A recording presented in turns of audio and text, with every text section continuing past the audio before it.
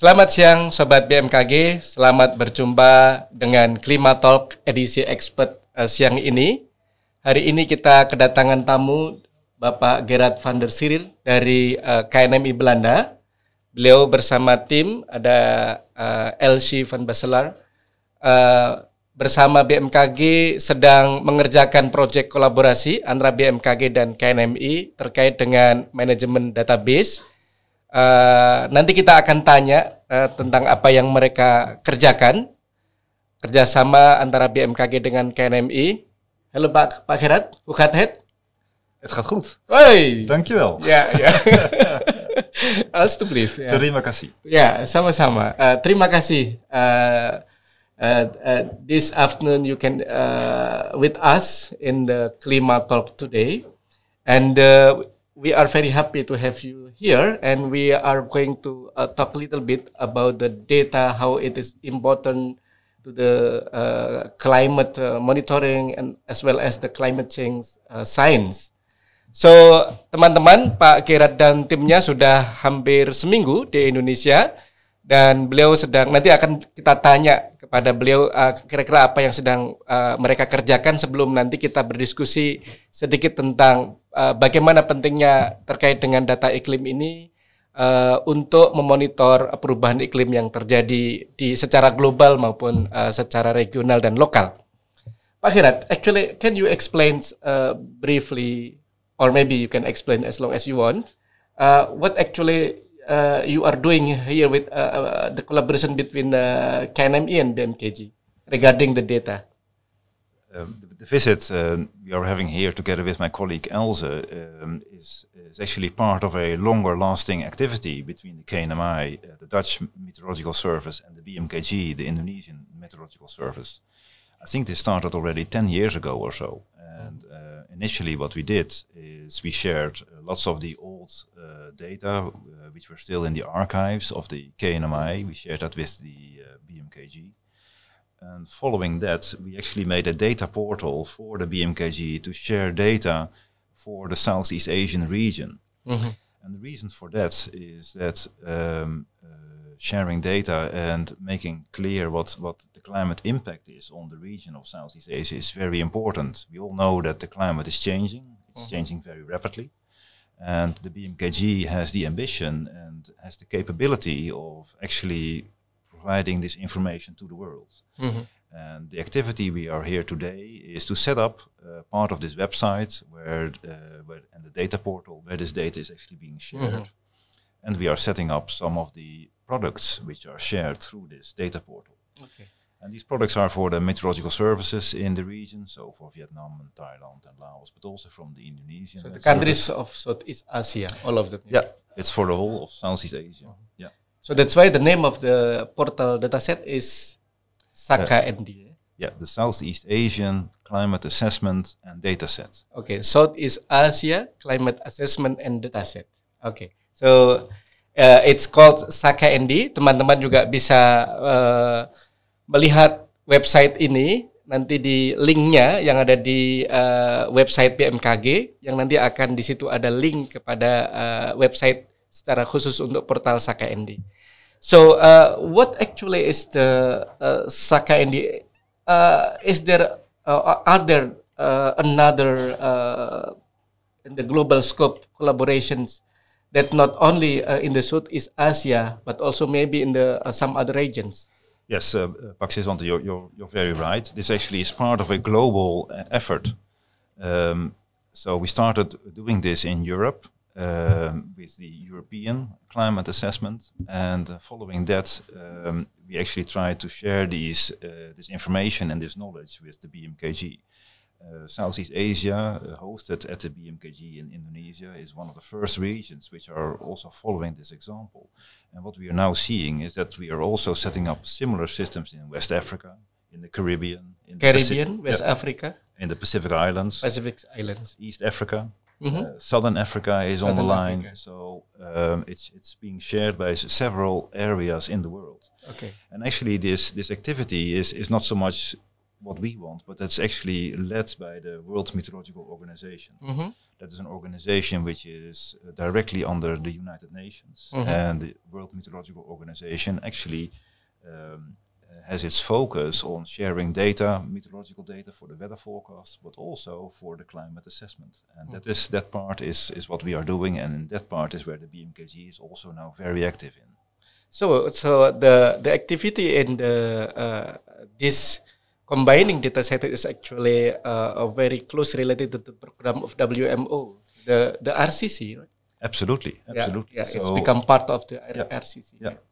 So the WMO has divided the world in a few regions, and in each region there is what is called a regional climate center. Regional climate center. Yeah, and the regional climate center is like a big brother to you, or a big sister. So when the Met Service is not very strong, it can always ask help of the regional climate center. And that role the KNMI has in Europe, and that role has BMKG in Southeast Asia.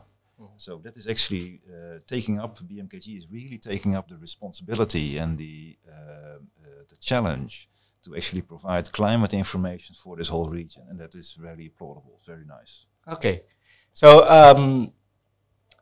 teman-teman, bahwa di dalam organisasi WMO di situ ada Regional Climate Center atau pusat iklim regional, yang salah satu aktivitasnya adalah terkait dengan assessment atau penaksiran dampak dari perubahan iklim, dan juga bagaimana data itu dikumpulkan bersama-sama untuk menaksir dampak dari perubahan iklim tersebut. Nah, untuk Asia Tenggara tadi Pak Girat sudah menjelaskan ada SAKND ya, Southeast Asia Climate Assessment and Dataset, and the name is also very specific to that for every region ya.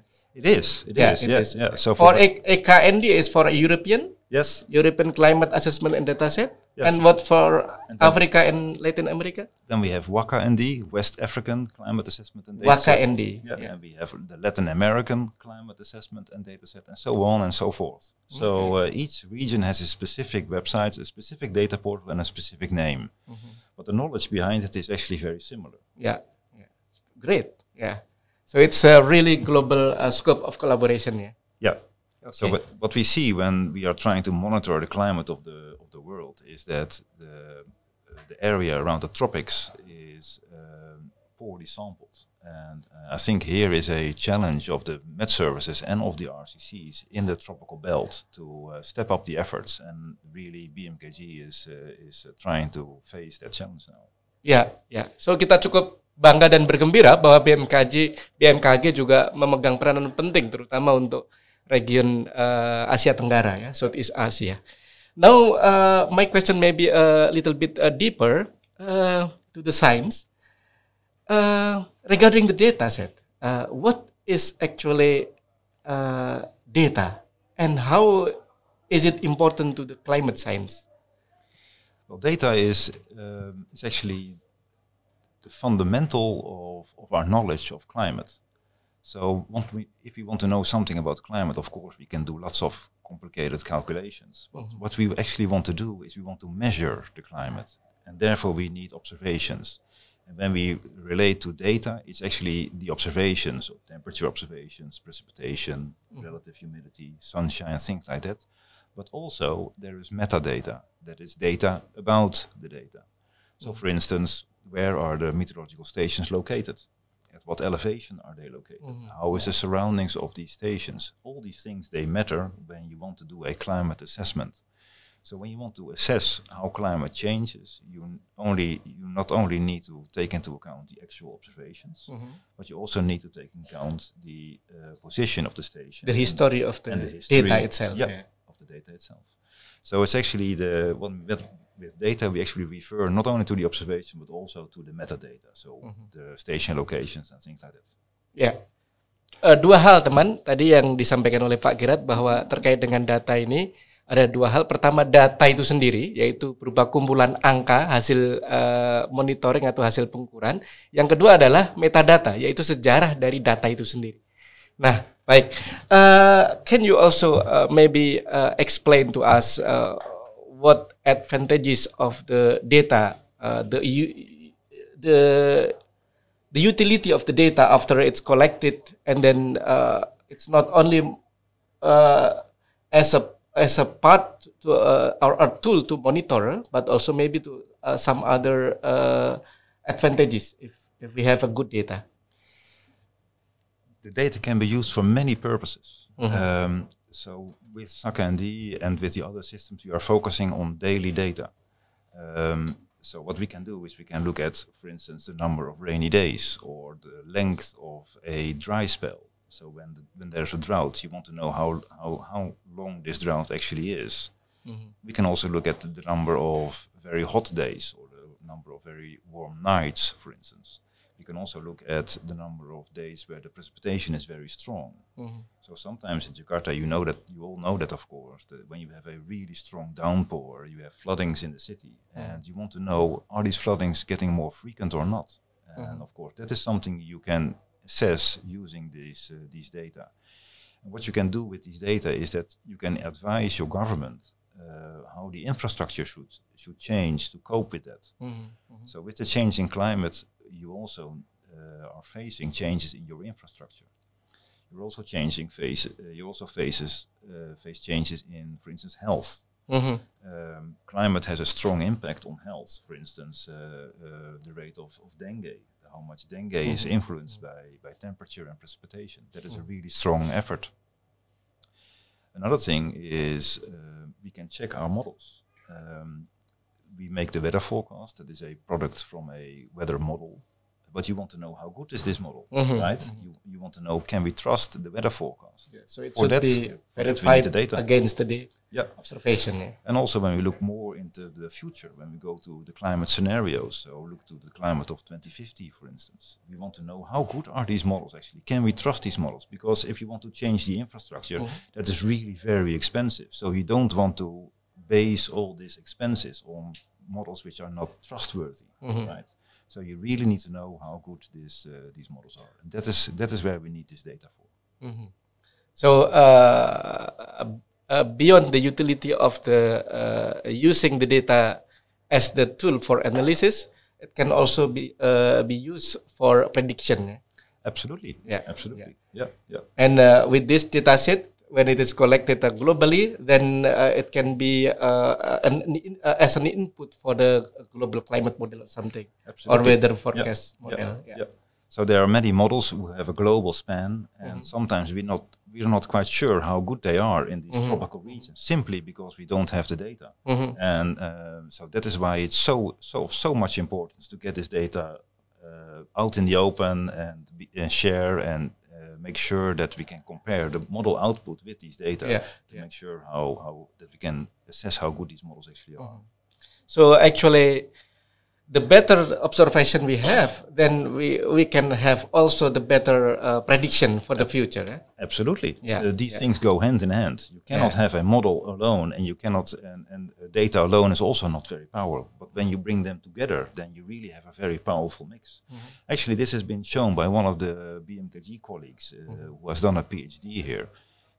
She was able to show that the seasonal forecast, so the forecasting over a couple of months, can be improved when you combine it with the observations. So you get a better forecast, and that is of course very interesting for agriculture, health, whatever. So that is very, very, very powerful. So in your opinion, what is the a good observed data or data observation? What is the quality of the observation? What the so-called good observation? What is it? That is a good question. So the WMO has lots of standards how to make an observation. And if you adhere to those standards, then you're okay, right? So that means that there's a standard way of making precipitation measurements, there's a standard way of making temperature measurements. And but what is interesting is that it's good to have measurements both in the city. As many people live in the city, it's good to have measurements in the city as well. And to have measurements in the countryside. In the countryside, it will be much more, say, undisturbed, because the city climate is different, very different than from the countryside. Jadi teman-teman, itu pentingnya data observasi, tidak hanya terkait dengan bagaimana itu bisa menciptakan informasi yang bagus, analisis yang bagus untuk sampai kepada pembuatan kebijakan, terutama oleh pemerintah kita. Akan tetapi semakin baik data observasi kita, juga akan semakin baik data prediksi yang dikeluarkan oleh model-model cuaca maupun iklim yang selama ini menjadi basis dari informasi perakiraan. Further question about how then globally, internationally, the world organization like WMO deal with this the importance of the data. What is their initiative to make a better observation network over the globe? Yeah. Well, the WMO tries to stimulate activities like here in the BMKG to set up these regional climate centers. This is a place where these data are being shared. Mm-hmm. They also stimulate activities on how to make the better measurements. So mm-hmm. they make reports and give out guidance bulletins on how to make these observations. Mm-hmm. And what they also do is that through the WMO, data is being shared along with the Met services. And initially this was only for the weather forecast. So when you want to do a weather forecast, you actually need data from your neighbors to make a good weather forecast. Mm-hmm. And this sharing of the data is through the WMO. And now that we see that the climate is changing, the WMO is also moving to a situation where the climate data is being shared. Mm-hmm. And I think that is the prime activity of the WMO, which is very important at the moment. So WMO encourage every national hydrometeorological department or bureau to increase their capability and capacity in the observation network. So you have to make good measurements. You have to make them at a very dense network, dense enough to sample all the activities like convective showers or heat periods or whatever, and you have to share this data with the community. Mm-hmm. Last question: how then we can make the data is not only the collection of number, but how can make this data or data set can say something? Because in the hierarchy of the data, the very top of the utility of the data is how to make wisdom from the data to wisdom. How can we improve this issue and then make the decision, smart climate decision based on the data? Yeah, that's a very good standpoint, because sharing the data is, of course, the very start of all this, right? Mm-hmm. And so when the data is there, you can start to work, but then you don't have the wisdom, as you say. Mm-hmm. So there is quite some effort necessary to build upon this raw data, the actual wisdom. The way this is done in Europe, and we have been doing this for 25 years already, is that we make the data available. We make the data available to the scientific community. Mm-hmm. The scientific community takes up this data. Mm-hmm. They do their analysis with that.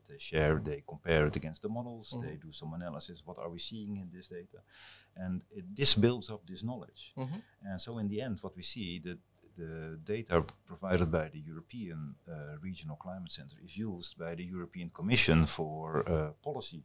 Mm-hmm. So that is really at the top of this knowledge chain. Yeah. And so we're hoping to gain the same thing here in Southeast Asia. So by providing the data, we are already seeing that this data is being picked up by the scientific community.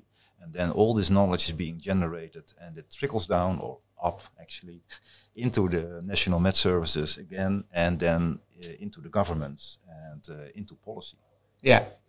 Ya, tadi adalah pertanyaan terakhir saya kepada Pak Gerard, an expert, climate expert from the KNMI Belanda, dan beliau sebenarnya adalah co-promotor saya, supervisor yang selama ini telah membimbing PhD saya. Jadi teman-teman, tadi yang disampaikan oleh Pak Gerard adalah kuncinya.